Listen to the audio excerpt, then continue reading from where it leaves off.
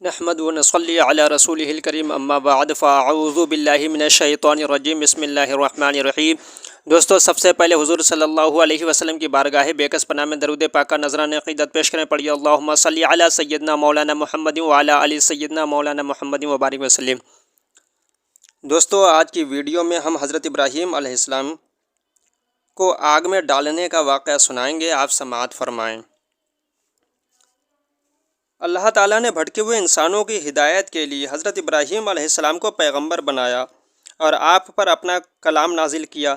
حضرت نے بابل کے کافروں کو سمجھایا کہ خدا وہ ہے جس نے ہم سب کو پیدا کیا، زمین بنائی، آسمان بنایا، سارے جہان کا وہی خدا ہے، وہ اکیلا ہے، اس کی خدائی میں کسی کا ساجا نہیں، اسی کا نام اللہ ہے۔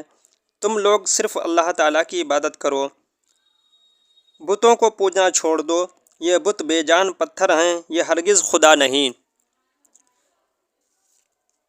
قوم نے حضرت ابراہیم علیہ السلام کو جواب دیا، کل کے دن ہماری عید ہے، جنگل میں میلہ لگے گا، تم نفیس کھانے پکا کر اپنے بتوں کے پاس رکھ جائیں گے اور میلے سے واپس آ کر تبرک کے طور پر انہیں کھائیں گے۔ آپ بھی ہمارے ساتھ چلیں اور مجمع اور میلے کی رونق دیکھیں۔ واپسی پر بتوں کی زینت، سجاوٹ اور ان کا بناؤ سنگار دیکھیں۔ یہ تماشا دیکھنے کے بعد ہم سمجھتے ہیں کہ آپ بت پرستی پر ہمیں ملامت نہیں کریں گے۔ حضرت ابراہیم علیہ السلام نے قوم کا جواب سن کر حضرت ابراہیم علیہ السلام نے آسمان کی طرف نگاہ اٹھائی اور علم نجوم کی ماہرین کی طرح ایک نظر ستاروں کی طرف دیکھا، پھر فرمایا میں بیمار ہونے والا ہوں۔ قوم ستاروں کی بہت معتقد تھی، جس کی بنا پر وہ سمجھی کہ آپ علیہ السلام نے ستاروں سے اپنے بیمار ہونے کا حال معلوم کر لیا ہے، اس لیے آپ کی بات سن کر وہ لوگ اپنی عیدگاہ کی طرف روانہ ہو گئے اور آپ علیہ السلام کو اس وجہ سے ساتھ نہ لیا کہ ان کے اعتقاد کے مطابق آپ علیہ السلام کی بیماری اڑ کر انہیں نہ لگ جائے۔ حضرت ابراہیم علیہ السلام کی اس بات کو بعض لوگوں نے سن لیا، لیکن اس پر کوئی رد عمل ظاہر نہ کیا۔ جب تمام لوگ چلے گئے تو آپ علیہ السلام احتیاط کے ساتھ بت خانے کی طرف چلے۔ وہاں پہنچ کر مذاق اڑاتے ہوئے بتوں سے فرمایا کہ تم وہ کھانا نہیں کھاتے جو لوگ برکت کے لیے تمہارے سامنے رکھ گئے ہیں۔ ان بتوں کی تعداد کافی زیادہ تھی، ان میں سے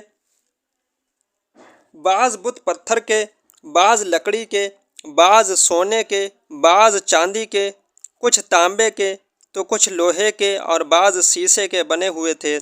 سب سے بڑا بت سونے کا بنا ہوا تھا اور اس پر جواہرات لگے ہوئے تھے۔ بتوں کی طرف سے جواب نہ ملنے پر حضرت ابراہیم علیہ السلام نے ان سے فرمایا، تمہیں کیا ہوا، بول کیوں نہیں رہے؟ پھر بھی بتوں کی طرف سے کوئی جواب نہ آیا اور وہ جواب کیا ہی دیتے، کیونکہ وہ تو بے جان تھے۔ جب بتوں نے بالکل کوئی جواب نہ دیا تو آپ علیہ السلام نے لوگوں سے نظر بچا کر دائیں ہاتھ میں کلہاڑا اٹھایا اور ان بتوں کو مارنے لگے، یہاں تک کہ بتوں کو پارا پارا کر دیا۔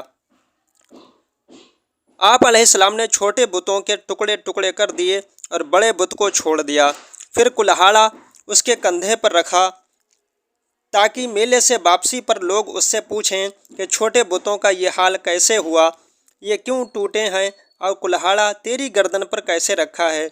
یوں ان پر اس بڑے بت کا عاجز ہونا ظاہر ہو اور انہیں ہوش آئے کہ ایسے عاجز خدا نہیں ہو سکتے۔ جب شام کے وقت لوگ واپس آئے اور دستور کے مطابق بت خانے پہنچے اور بتوں کو ٹکڑے ٹکڑے دیکھا، کہنے لگے ہمارے خداؤں کے ساتھ کس نے یہ کام کیا ہے، وہ یقیناً ظالم ہے۔ کچھ لوگ کہنے لگے ہم نے ایک جوان کو انہیں برا کہتے سنا تھا، اس کا نام ابراہیم ہے، ہمیں لگتا ہے کہ اسی نے ایسا کیا ہوگا۔ جب یہ خبر ظالم و جابر نمرود اور اس کے وزیروں تک پہنچی تو وہ کہنے لگے اسے لوگوں کے سامنے لے آؤ، ہو سکتا ہے کہ لوگ گواہی دیں کہ حضرت ابراہیم علیہ السلام ہی کا فعل ہے یا ان سے بتوں کے بارے میں ایسا کلام سنا گیا ہے۔ اس سے ان کا مقصود گواہی قائم کرنا اور آپ کے خلاف کارروائی کی راہ ہموار کرنا تھا۔ چنانچہ حضرت ابراہیم علیہ السلام کو بلا کر پوچھا گیا، اے ابراہیم، کیا تم نے ہمارے معبودوں کے ساتھ یہ کام کیا ہے؟ آپ علیہ السلام نے اس بات کا نہ تو کوئی جواب دیا، البتہ سمجھانے کے لیے بہت عمدہ انداز میں حجت قائم کی اور فرمایا، اس بڑے بت کے کندھے پر کلہاڑا رکھا ہے، جس سے یہی قیاس کیا جا سکتا ہے کہ اسی نے ان بتوں کو توڑا ہے۔ اس نے اس غصے سے ایسا کیا ہوگا کہ تم بڑے کے ہوتے ہوئے چھوٹے بتوں کو پوجتے ہو؟ تم میرے بجائے ان بتوں سے پوچھ لو، اگر یہ بولتے ہیں تو خود بتائیں کہ ان کے ساتھ یہ کس نے کیا۔ اس سے مقصود یہ تھا کہ قوم اس بات پر غور کرے کہ جو بول نہیں سکتا، جو کچھ کر نہیں سکتا، وہ خدا نہیں ہو سکتا، اور اس کی خدائی کا اعتقاد باطل ہے۔ چنانچہ جب آپ علیہ السلام نے یہ فرمایا تو وہ غور کرنے لگے اور سمجھ گئے کہ حضرت ابراہیم علیہ السلام حق پر ہیں، اور اپنے دل یا آپس میں کہنے لگے، بے شک تم خود ہی ظالم ہو جو ایسے مجبوروں اور بے اختیاروں کو پوجتے ہو۔ جو اپنے کندھے سے کلہاڑا نہ ہٹا سکے، وہ اپنے پجاری کو مصیبت سے کیا بچا سکے گا اور اس کے کیا کام آ سکے گا؟ مگر اتنا سوچ لینا ایمان کے لیے کافی نہیں جب تک اقرار و اعتراف بھی نہ ہو۔ حق بات سوچنے یا آپس میں کہنے کے بعد پھر ان کی بدبختی ان کے سروں پر سوار ہوئی، اور وہ حضرت ابراہیم علیہ السلام سے کہنے لگے، آپ اچھی طرح جانتے ہیں کہ یہ بت بول نہیں سکتے، تو ہم ان سے کیسے پوچھیں؟ حضرت ابراہیم علیہ السلام نے فرمایا، تو کیا تم اللہ تعالیٰ کے سوا اس کی عبادت کرتے ہو جو انتہائی بے بس ہے اور جو تمہیں کوئی نفع نقصان نہیں پہنچا سکتا؟ افسوس ہے تم اور تمہارے بتوں پر، کیا تمہارے اندر عقل نہیں کہ اتنی سی بات بھی نہیں سمجھ سکو کہ یہ بت کسی طرح پوجنے کے قابل نہیں؟ دوستو، آج کی ویڈیو میں اتنا ہی۔ استغفر اللہ ربی من کل ذنب واتوب الیہ۔ اللہ تعالیٰ آپ سب کو خوش اور آباد رکھے۔ اگر ویڈیو اچھی لگے تو دوسروں کے ساتھ شیئر کرنا نہ بھولیں۔